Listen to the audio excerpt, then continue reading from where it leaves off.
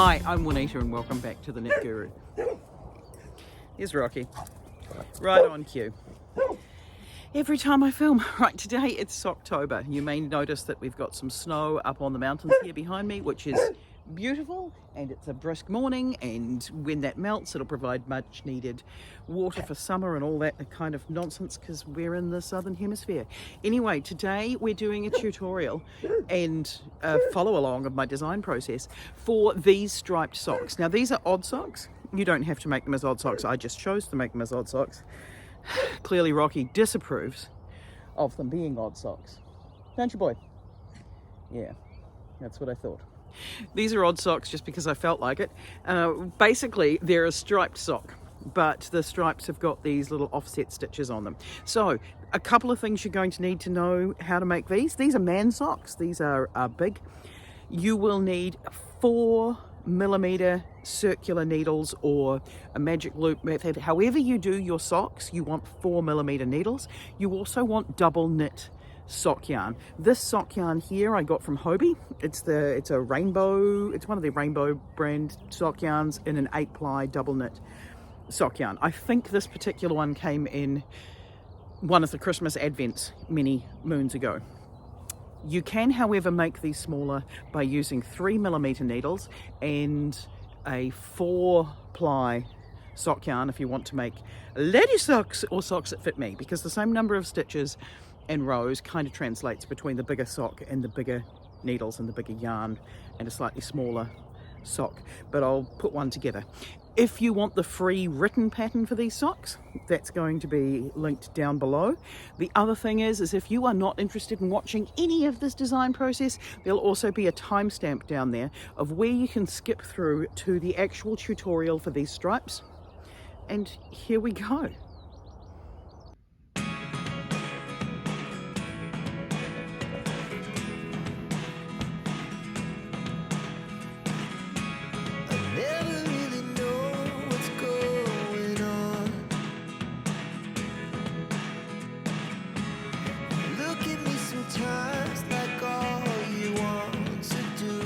Right, so where I've got up to in this sock, if you pardon my lack of voice, is I think I finished the stripes. I think that's long enough for what's been requested. I've got these offset stitches, which I think are kind of cool. My current review of the needles are that, it's kind of cool. I mean, I just throw them in my bag and off I go. There's no untangling. It's simple.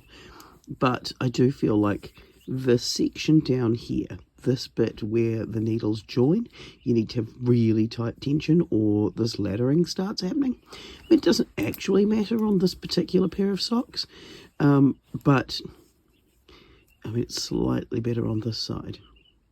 But it is something to keep in mind that it's not as easy to get the tension right on these short needles with the little bend as it is when you've got a really long cable in the middle.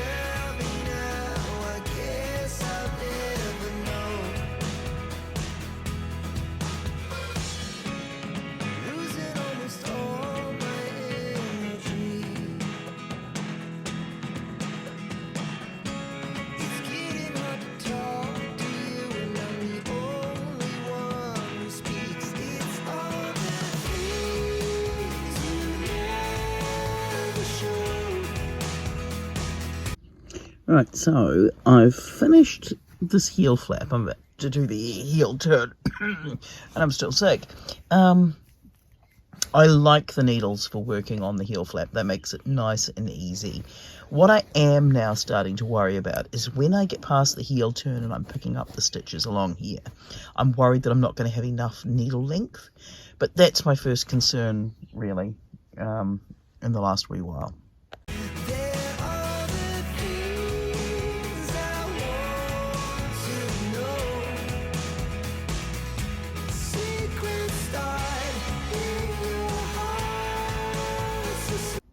Right, so I've made it around the corner on these really short needles, and it was fine. Now, this is a big man sock.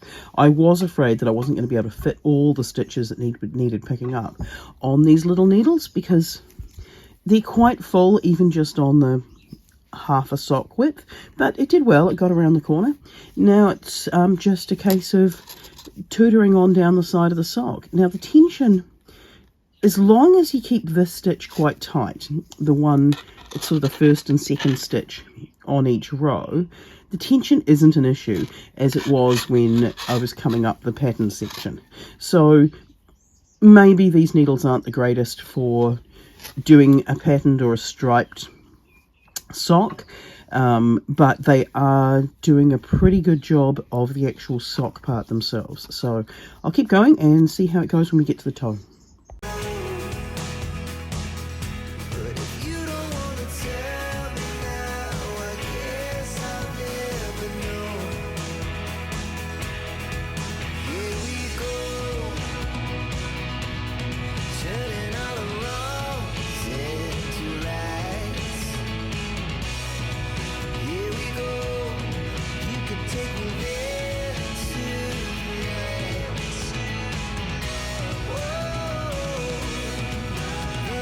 Right, where are we up to with looking at our crazy trio needles?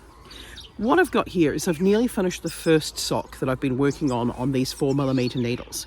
Now, the bits that I thought were going to be more challenging working on these really short needles with the bend in the middle, I thought it was going to be a challenge to pick up.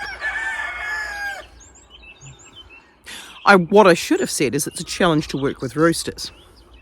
That would be Lancelot and Razor. They're kind of cool, but they're also teenage boys. Anyway, so I thought it was going to be challenging to pick up and knit along the heel flap and do the heel turn, because I didn't think all the stitches I was going to end up with are going to fit on the little needles, but that ended up being fine. What I wasn't anticipating is that the biggest challenge so far has been working on this toe decrease. As soon as I get less and less stitches, this part here becomes more and more of a challenge to try and get into those pot spots when you've got this extra one there as well. So that's been the biggest surprise to me so far. But I've nearly finished this sock. I've got this much yarn left here of this Hobie Rainbow 8-ply sock wool, which came in it was a Christmas Advent box. So I think what I'm going to do is do odd socks and do the next sock is grey with green stripes, and then I'll just add this to my odd sock barrel for knitting actual odd socks later on. So yeah, I will catch up with you once we've finished the toe and start working on the second sock, but we're now going to take this to work and see whether or not they travel well and whether or not I can actually use them far more on the go than my current sock knitting setup. All right, I'll catch you later. Bye.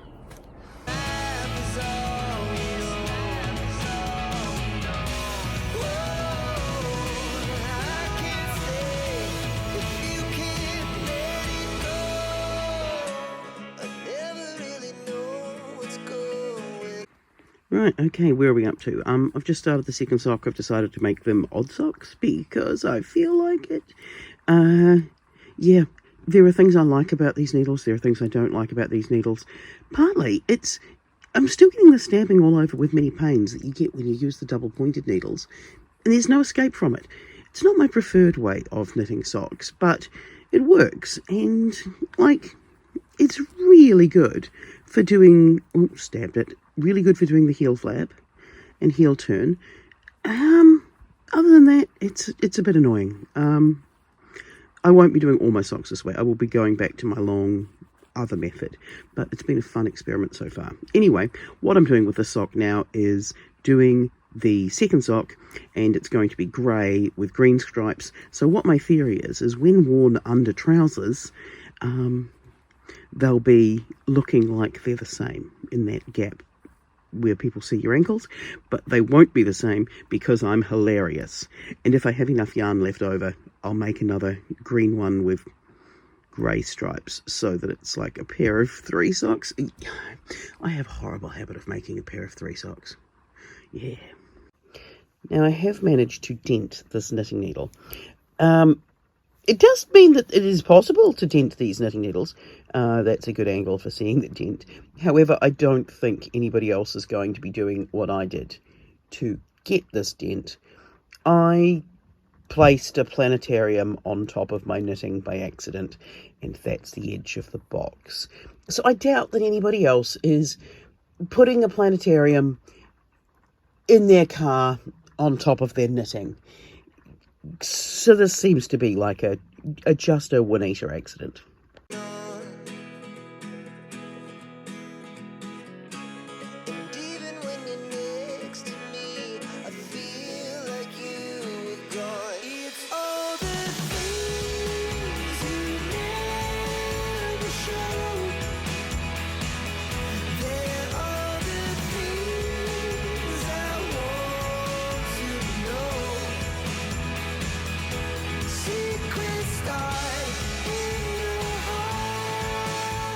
I've been using the Addi Crazy Trio now for quite some time, and I have now finished this pair of man socks. Now this pattern's going to be released on the same day as this video.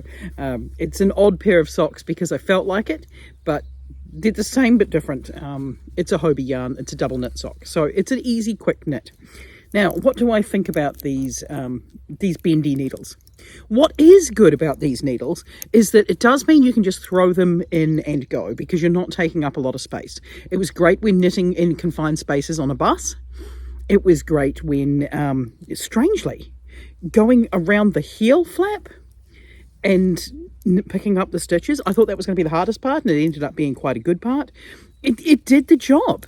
The strangest thing about them is just getting used to the way you have to hold them. The other problem I had with them is that my normal way of knitting socks is to have long circulars, which basically means you never have a needle that's unattached from your knitting. Whereas here, you're back to the old double-pointed trick where you've got one separate from the others. You do have the bend in them, so you don't need 4 needles. You've got the 3, you know. But it did mean that every time I dropped one, I had to pick it up. I mean, that sounds like exactly what you do when you drop a needle on the ground anyway. But when you're in the car passengering as a passenger princess, as I am known to be, and you drop the needle down the side of one's chair, one can't get one's sock knitting back on again until one stops and reaches and finds everything. Oh, there we go. We're going to have a dog moment, are we? We're having a Rocky moment. It's not really a video without a Rocky moment, is it? So, what's my review of the Addi Crazy Trio? They're not bad. They're different. They are quite expensive for what you get. I think I have a video somewhere where I pointed out that it's got a dent in it, but it hasn't changed its functionality. Keeping them together, I'm going to have to tape them together, I think, and put them into a needle holder because I don't want to lose one, because if I lose one, they're all quite useless. For what you've got, they're quite expensive, but if it's the way you enjoy knitting socks, go for it. I think it's a great idea. Now, I have noticed since that you can find knockoffs of the Crazy Trio on discount websites, so it could be one of those things if you wanted to try the set before you bought the proper ones, you absolutely could for quite a lot less money. But do I recommend them? They're cool. I enjoyed using them. I will carry on using them for various projects, but not every project. It's not my preferred way of knitting socks, but it was a fun thing to try. So that's the Addi Crazy Trio, and I will see you next week. Bye. Alright, so now we're going to look at exactly how we make this stitch here. If we have a look in the sock, it's knitted in the round, and every 3 rows we've got one of these slip stitches happening. When we do this flat, you'll notice it's a 4-row repeat, but for the sock in this pattern, it's a 3-row repeat, even though my demonstration will be flat. So in the round, what we have is we've got this first row with a slip stitch every 4 stitches. And then we've got 2 regular knit rows, then we've got an offset slip stitch in this 4th row and 2 knit rows. So each of these stripes is on a 6-row repeat. So the row repeats go from sort of here to here. So we're picking up and slipping these stitches here, which mean that our stripes on the finished sock aren't straight, but they kind of curve and wobble in a cool way. So let's have a look at our first row. So here on the sample piece, what we're going to be doing is we've just finished our grey knitting, so we're going to do our green. We're going to pull up our green along the side here. In the sock, you can just pull this up on the inside. If I show you in this one here, it's quite easy to see that it's just travelled up, sometimes been looped, sometimes not. Either way, it holds itself quite nicely. So what we're going to do is, first of all, we are going to pick up our green yarn and we are going to slip the first stitch purlwise. So we're just going to slip through here like so. And then all we're going to do is knit 3 stitches. So that's 1, 2, 3. Then we're going to slip this next one. Then we're going to knit 3. 1, 2, 3. Then it's a slip and then a knit 1, 2, 3. On the sock we continue doing this all the way around. In this sample here, what we're going to do is we're just going to stockinette stitch the next couple of rows. So we knit flat. This is a 4-row repeat. We knit in the round. It's a 3-row repeat of the colours anyway. It's a 6-row repeat in total, or an 8-row repeat. So each colour is either 3 or 4 rows. So on this flat sample, I'm now going to go and do a purl row, a knit row, and a purl row off camera. On the circular sock, what you would do at this point is you are just now going to knit 2 straight rows in the green, and then meet me back at this point and we'll do the colour change through the grey. Right, so here we are ready for the grey row. Now the grey row is very similar to the grey change. It's very similar to the green change, only instead of having our slip stitch here on the first and then 5th stitch and then the 9th stitch, we're going to start by knitting 2 at the start of our row. So we're going to knit 2. That's just going to mean that our green slip stitch is going to be in the middle of these other grey slip stitches. So we knit 2 to begin. Then we just carry on and we slip 1 and we knit 3 in the grey. We slip 1, we knit 3 in the grey. Now when we get to the end of our row, what you're going to do is slip 1 and then you're going to be just knitting 1 stitch to complete your round. All right, so now all you're going to do in the round, you're going to knit 2 rows in grey, like over here, and flat, what we're going to do is we're going to purl a row, knit a row, and purl a row. All right? All right, so here we have it. What you'll see is that we've got these little slip stitches that start forming. It does give the sock a little bit of a bat-like texture, but that's just how I look at it today. Normally I just see it as a wobbly stripe. So here we've got our repeat. So if we fold this bit over so that we can't see it, basically what we have is we've got these 2 slip stitch rows and everything else is straight stockinette stitch. Same as on our sock knit in the round, we've got our slip stitch rows and then we've got 2 knit rows in between.